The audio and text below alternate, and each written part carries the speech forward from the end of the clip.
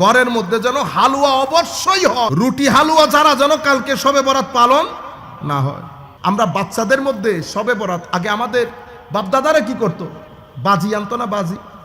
আমরা 6-7 বছর যে পোলায় শবে বরাত বুঝবে, আমার ভিতরে শবে বরাত ঢুকাইলো কে, বাজি আর আমার মার হালুয়া। আমরা আমার নবী যে মানুষগুলাকে শবে বরাতে মাফ করবে না আল্লাহ বলেছেন, আল্লাহ মাফ করবে না, সেই মানুষগুলার লিস্টে আমাদের নাম আছে কিনা আমরা তো সেটা দেখব, আমাদের সংশোধন দেখব। শবে বরাত আমি কেমনে পালন করব সেটা দেখব। শবে বরাত যে নাই বলতেছে তাকে নাইতে রাখেন, তার দিকে দৃষ্টি দিয়েন না, সময় লস, সময় লস। আসেন আমরা নিচ থেকে শুরু করি। শবে বরাত পালন কেমনে করবেন? সম্মানিত উপস্থিতি, ঠিক আগে আমাদের বাপদাদারা যেভাবে করতো সেভাবে করবেন। আমি একটা পয়েন্ট এখানে বলতেছি, এই জন্য এই সাবজেক্টটা বেছে নিয়েছি। যদি হালুয়া না করে থাকেন, হালুয়ার বাজার নাও হয়, ফজরে উঠে হালুয়ার বাজার করবেন। মা বোনরাও শুনতেছে, ঘরের মধ্যে যেন হালুয়া অবশ্যই হয়, রুটি হালুয়া ছাড়া যেন কালকে শবে বরাত পালন না হয়। রুটি হালুয়া করবেন, সামর্থ্য অনুযায়ী খাওয়া দাওয়া রেডি করবেন। গরিব আত্মীয় স্বজনের মাঝে আমরা যেভাবে দেই সেভাবে দেবেন। আগের ফ্লেভার। গোসল করবেন না, অমুক গোসল করতে নিষেধ না, অমুক সমুক বাদ দেন, গোসল করবেন। তওবার নামাজের মাধ্যমে শবে বরাতের যাত্রা শুরু করবেন। এক তওবা ওযু দিয়ে করব, আর এক তওবা তওবার নামাজ পড়ে করব।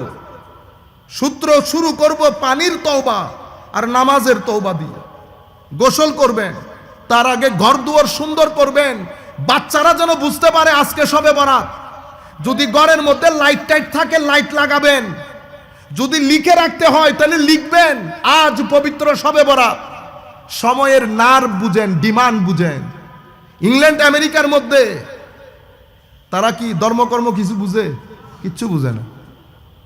কিন্তু ডিসেম্বর মাস আসলে পুরা মাস ব্যাপী তারা স্কুলের মধ্যে ছেলেদেরকে ঈসা আলাইহিস সালাম, মরিয়ম আলাইহিস সালাম পুরা কাহিনীগুলা পড়ায়।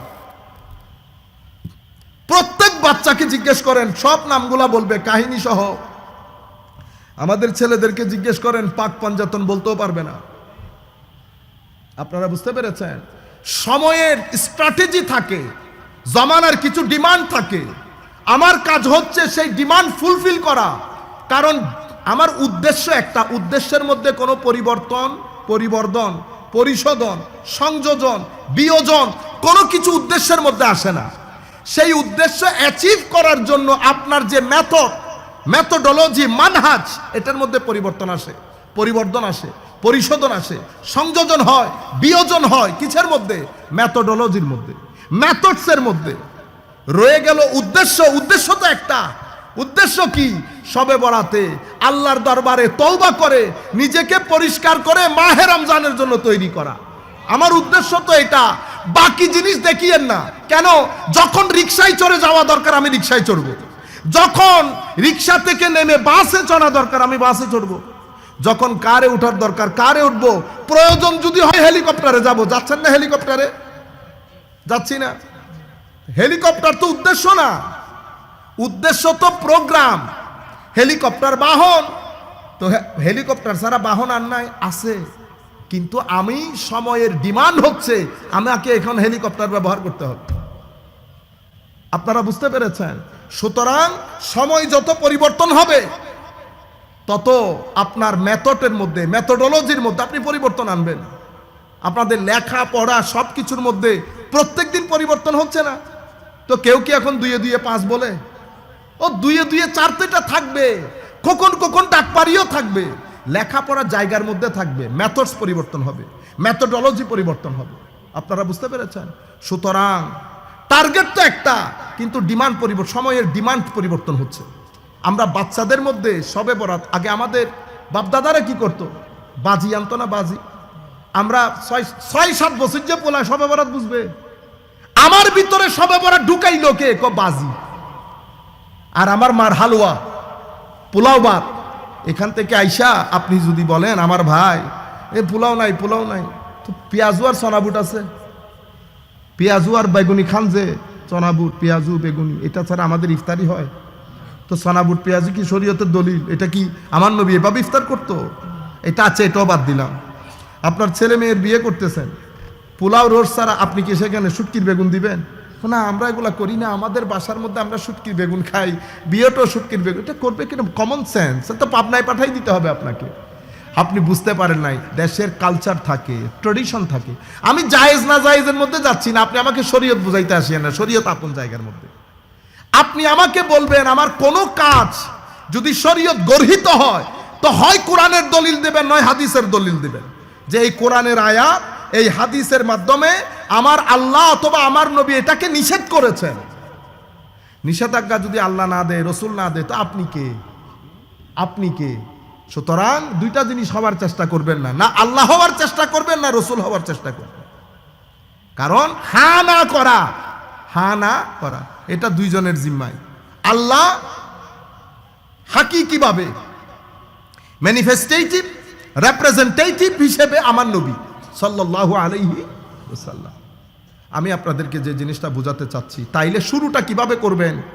অবশ্যই হালুয়া পাকে মতো, অবশ্যই যার যার সামর্থ্য অনুযায়ী, যার যার সামর্থ্য অনুযায়ী পাশের গড়টরের মধ্যে শেয়ার করবেন। মা বোনরা শুনতেছেন, শেয়ার করবেন। একটা দুইটা মানুষ হলেও বাইরে কালকে খাওয়াবেন। এবং বাচ্চারা সবে বরাত বুঝে মতো, ও 6 বছরের বাচ্চা 7 বছরের বাচ্চা আগে সবে বরাত কেমনে বুঝতো? হালুয়া আর পরোটা আর পোলার খুশবে, সে বুঝতে পারতো যে সবে বরাত ইজ দেয়। এবং আমার জেঠারা তারাবাজি আনতো, আমরা তারাবাজি নিয়ে উঠানে দূর দিছি। আপনি কোরআন শরীফ দেখতে গেছেন, চেক করতে গেছেন, ও আজকাই যে আপনি ওই কি বলে রে, কি বাদ বলে এটারে, ওই ছাগল দিয়ে সুরাইয়া সুরাইয়া খাইতেছেন, তখন কোরআন হাদিস দেখার কথা মনে থাকে না। খাওয়ার সময় পুরা ছাগল একটারে বসাই দিছেন, বাসমতি চাউলের বিরিয়ানি, হ্যাঁ কাচ্চি, এটা খাওয়ার সময় আপনার মানে ছিল না শরীয়তের মধ্যে এটা জায়েজ আছে কিনা? মাহফিল করেছে গুন্ডে গুন্ডে টাকা 2 লাখ 10 লাখ নিয়ে বাসায় চলে যাইতেছেন, তখন হিসাব ছিল না এটা শরীয়তের মধ্যে জায়েজ আছে কিনা? মানুষগুলোকে কেন ডিস্টার্ব করেন? শরীয়তের মধ্যে জায়েজ না জায়েজ 1300 বছরের উলামায়ে কেরামের বুঝে আসে নাই। সম্মানিত উপস্থিতি, প্রত্যেক দেশের কালচার থাকে, ট্র্যাডিশন থাকে, প্রত্যেক দেশের নিজস্ব একটা স্বকীয়তা থাকে। আমার নবী সাল্লাল্লাহু আলাইহি ওয়াসাল্লাম যখন শরীয়তের ফাউন্ডেশন দিচ্ছেন, নবী সাল্লাল্লাহু আলাইহি ওয়াসাল্লাম, তা আমার নবী কি মদিনা শরীফের সমস্ত কালচার ট্র্যাডিশন তুলে সমুদ্রে নিক্ষেপ করেছেন? না। বিয়ে প্রথা, ব্যবসার প্রথা, সামাজিক রীতিনীতি যা ব্যালেন্সড নেওয়ার মতো তা নিয়েছেন।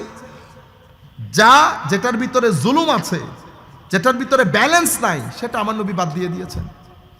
কোনো সমস্যা নেই।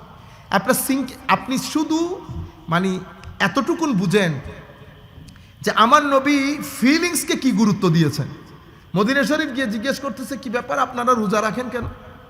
মুসলমানদেরকে জিজ্ঞেস করছিল। আপনি আপনার মাইন্ডসেট আর আমার নবী যে মাইন্ডসেট দিচ্ছে সেটার সাথে একটু চিন্তা করেন তো। মদিনা শরীফের মেইন লোক হচ্ছে ইহুদিরা, তো তাদেরকে আমার নবী বলছে, কিরে এরা রোজা রাখে কেন? এরা রোজা রাখে কারণ এই দিন হযরতে মুসা আলাইহিস সালাম থেকে আল্লাহ তাদেরকে মুক্তি দিয়েছেন। আপনি মাইন্ডসেট দেখেন। আমার নবী সাল্লাল্লাহু আলাইহি ওয়াসাল্লাম বলতেছেন, আচ্ছা এই কারণে রাখেন, তাইলে তো তোমরাও রাখো আমরাও রাখি, কারণ আমার ভাই মুসা, তা আমার অধিকার বেশি তোমাদের চাইতে। কেন? এটাকে বলে সোশ্যাল ইন্টিগ্রেশন। শরীয়তের মধ্যে যদি সমস্যা না থাকে, কারণ আহলে কিতাব আমার নবী ইন্টিগ্রেট করে নিয়েছে। সোশ্যাল ইন্টিগ্রেশন কেন করলেন ইয়া রাসূলুল্লাহ? এটা ব্রিজ, এটার মাধ্যমে আমার দ্বীনের পানি আমি সেই সোসাইটির মধ্যে পৌঁছাবো। আমি আপনাকে অন বোর্ড নিলাম, এটাকে কি বলে? অন বোর্ড নেওয়া। If I do not take you on board, আমি যদি শুরু থেকে আমাকে দূরে রাখি, কারণ আমি জজবা আলা মৌলভী, বুঝতে পেরেছেন? জজবা আলা আমাদের এখানে তো একটু কোনো রকম যদি আমাদের হুজুররা মাইন্ড করে ফেলবে, প্লিজ ডোন্ট মাইন্ড, আমাদের যদি কোনো রকম এলমেনাহু বুঝে আসে, যা জাইদুন রাইতু জাইদান মারারতু বিজাইদি, এতটুকুন বুঝে আসে, আর আরবির মধ্যে যদি এতটুকুন আসে, আমাদের ওই যে ট্র্যাডিশনাল আরবিক সিস্টেম, আনা উরিদু আন আতাকাল্লামা বিকা আল লুগা আল আরাবিয়াতা, এরকম যদি জবাব দিয়ে পড়ে, ও অতটুকুনে আমাদের হুজুরদের গায়ে আর হাত দেওয়া যাচ্ছে না। বুঝতে পারছেন? আমার যেই ছেলেটা ঢাকা ইউনিভার্সিটিতে সুযোগ পাইছে, এখনো ভর্তি কাজ কমপ্লিট হয়নি, ধরতে পারবেন, গায়ে হাত দিতে পারবেন? পেঁয়াজু আর বেগুনি খান যে, চনাবুট পেঁয়াজু বেগুনি, এটা ছাড়া আমাদের ইফতারি হয়? তো চনাবুট পেঁয়াজু কি শরীয়তের দলিল? এটা কি আমার নবী এভাবে ইফতার করতো? এটা আছে, এটাও বাদ দিলাম। আপনার ছেলে মেয়ের বিয়ে করতেছেন, পোলাও রোজ ছাড়া আপনি কি সেখানে শুটকির বেগুন দিবেন? না, আমরা এগুলা করি না, আমাদের বাসার মধ্যে আমরা শুটকির বেগুন খাই, বিয়েটাও শুটকির বেগুন। এটা করবে কিনা? কমন সেন্স তো পাবনায় পাঠাই দিতে হবে আপনাকে। আপনি বুঝতে পারেন নাই, দেশের কালচার থাকে, ট্রেডিশন থাকে। আমি জায়েজ না জায়েজের মধ্যে যাচ্ছি না, আপনি আমাকে শরীয়ত বুঝাইতে আসিয়েন না, শরীয়ত আপন জায়গার মধ্যে। আপনি আমাকে বলবেন আমার কোনো কাজ যদি শরীয়ত গর্হিত হয়, তো হয় কোরআনের দলিল দেবেন, নয় হাদিসের দলিল দেবেন, যে এই কোরআনের আয়াত, এই হাদিসের মাধ্যমে আমার আল্লাহ অথবা আমার নবী এটাকে নিষেধ করেছেন। নিষেধাজ্ঞা যদি আল্লাহ না দেয়, রসুল না দেয়, তো আপনি কে? আপনি কে? সুতরাং দুইটা জিনিস হওয়ার চেষ্টা করবেন না, না আল্লাহ হওয়ার চেষ্টা করবেন, না রসুল হওয়ার চেষ্টা করবেন। কারণ হা না করা, হা না করা এটা দুইজনের জিম্মায়। আল্লাহ হাকিকিভাবে ম্যানিফেস্টেটিভ রিপ্রেজেন্টেটিভ হিসেবে আমার নবী সাল্লাল্লাহু আলাইহি ওয়াসাল্লাম। আমি আপনাদেরকে যে জিনিসটা বোঝাতে চাচ্ছি, তাইলে শুরুটা কিভাবে করবেন? অবশ্যই হালুয়া পাকে মতো, অবশ্যই যার যার সামর্থ্য অনুযায়ী, যার যার সামর্থ্য অনুযায়ী পাশের গড়টরের মধ্যে শেয়ার করবেন। মা বোনরা শুনতেছেন, শেয়ার করবেন। একটা দুইটা মানুষ হলেও বাইরে কালকে খাওয়াবেন। এবং বাচ্চারা সবে বরাত বুঝে মতো, ও 6 বছরের বাচ্চা 7 বছরের বাচ্চা আগে সবে বরাত কেমনে বুঝতো? হালুয়া আর পরোটা আর পোলার খুশবে, সে বুঝতে পারতো যে সবে বরাত ইস দে। এবং আমার জেঠারা তারাবাজি আনতো, আমরা তারাবাজি নিয়ে উঠানে দূর দিছি। আপনি কোরআন শরীফ দেখতে গেছেন, চেক করতে গেছেন, ও আজকাই যে আপনি ওই কি বলে রে, কি বাদ বলে এটারে, ওই ছাগল দিয়ে সুরাইয়া সুরাইয়া খাইতেছেন, তখন কোরআন হাদিস দেখার কথা মনে থাকে না। খাওয়ার সময় পুরা ছাগল একটারে বসাই দিছেন, বাসমতি চাউলের বিরিয়ানি, হ্যাঁ কাচ্ছি, এটা খাওয়ার সময় আপনার মানে ছিল না শরীয়তের মধ্যে এটা জায়েজ আছে কিনা? মাহফিল করেছে, গুন্ডে গুন্ডে টাকা 2 লাখ 10 লাখ নিয়ে বাসায় চলে যাইতেছেন, তখন হিসাব ছিল না, এটা শরীয়তের মধ্যে জায়েজ আছে কিনা? মানুষগুলোকে কেন ডিস্টার্ব করেন? শরীয়তের মধ্যে জায়েজ না জায়েজ 1300 বছরের উলামায়ে কেরামের মাজিক রীতিনীতি, যা ব্যালেন্সড নেওয়ার মতো তা নিয়েছেন, যা যেটার ভিতরে জুলুম আছে, যেটার ভিতরে ব্যালেন্স নাই, সেটা আমার নবী বাদ দিয়ে দিয়েছেন। কোনো সমস্যা নেই। আপনি শুধু মানে এতটুকুন বুঝেন যে আমার নবী ফিলিংসকে কি গুরুত্ব দিয়েছেন। মদিনা শরীফ গিয়ে জিজ্ঞেস করতেছে, কি ব্যাপার আপনারা রোজা রাখেন কেন? মুসলমানদেরকে জিজ্ঞেস করছিল। আপনি আপনার মাইন্ডসেট আর আমার নবী যে মাইন্ডসেট দিচ্ছে সেটার সাথে একটু চিন্তা করেন তো। মদিনা শরীফের মেইন লোক হচ্ছে ইহুদিরা, তো তাদেরকে আমার নবী বলছে, কিরে এরা রোজা রাখে কেন? এরা রোজা রাখে কারণ এই দিন হযরতে মুসা আলাইহিস সালাম থেকে আল্লাহ তাদেরকে মুক্তি দিয়েছেন।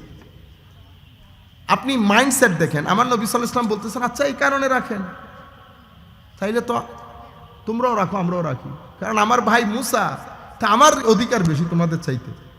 কেন? এটাকে বলে